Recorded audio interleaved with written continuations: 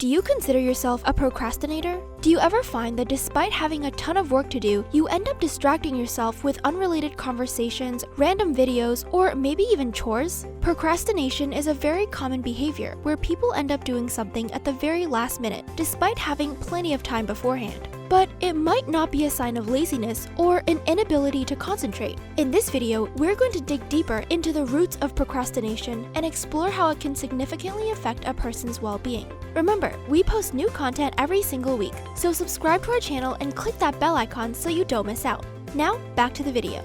Procrastination is defined as the action of delaying or postponing something. In modern life, this can refer to anything, whether it be household chores, completing a report for work, or writing a dissertation. The common thread that connects tasks that are affected by procrastination is that they are not seen as fun, but rather stressful. Nonetheless, they are things that we must do. Interestingly, procrastination isn't simply a case of poor time management. Those who do it are just as capable of estimating time as everyone else, and they actually tend to be more optimistic than the norm. Procrastination is not always a bad thing. People tend to equate it with laziness, which is passive, and suggests apathy and an unwillingness to do anything. Active procrastination, on the other hand, is when you avoid the task but do something else that's important, which means you're still being productive.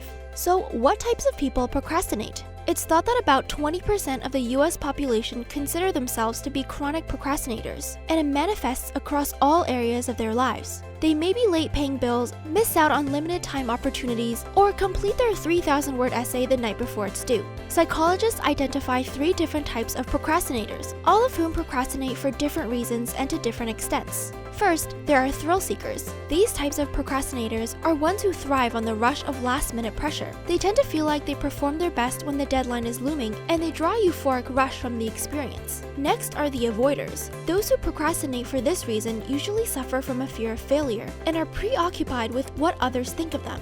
In many cases, they'd much prefer people think that they are lacking effort, as opposed to lacking in ability. And lastly, indecisive. Indecisive procrastinators find it difficult to make definitive decisions, so they take a long time to get anything done. This often leads to a decision being avoided altogether, and can, in the mind of the individual, relinquish any responsibility from how the following events transpire. Now that we know the types of procrastinators, how does this behavior develop? Procrastination is not a behavior people are born with. It's one that's learned throughout life. While the full causes are not completely understood, it's thought that one cause is from the family. For example, those who grow up in an authoritarian environment tend to have everything dictated to them and don't develop the ability to regulate their own actions as well, from the internalization of the importance of doing something to carrying out the actual task. But in our modern, fast-paced society, the dominant cause of procrastination is thought to be stress and anxiety. Procrastinators can be smart, capable, and hard-working individuals. However, when stress levels are too overwhelming, it can become paralyzing, leading an individual to seek distractions and put off doing a task. Soon they are caught in a vicious cycle of anxiety, panic, and guilt, which just leads to more and more stress and thus chronic procrastination.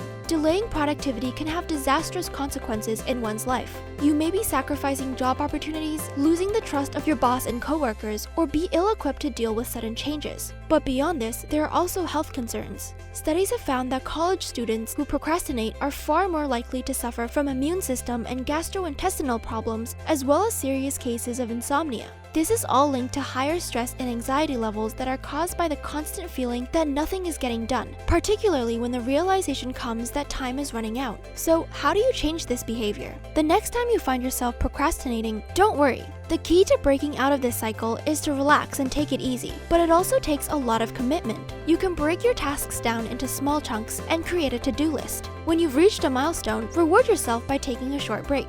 Find the time of day where you're the most productive, eliminate distractions, and try to maximize your productivity this way. You can use time management apps like Pomodoro. In the book, The Procrastination Cure, author Jeffrey Combs suggests doing your work in 15-minute bursts of activity. There are a lot of different ways to beat procrastination, and everyone just needs to find a method that works well for them. However, those that are more serious chronic procrastinators may need additional assistance, such as cognitive behavioral therapy to help reduce its occurrence. We are all guilty of procrastinating. It's part of daily life in some form or another when faced with daunting tasks or challenges. Just remember to keep your mind happy and take it one step at a time. Thanks for watching. We hope you enjoyed this video. Let us know your experience with beating procrastination, and if you enjoyed this video, give us a thumbs up. See you next time!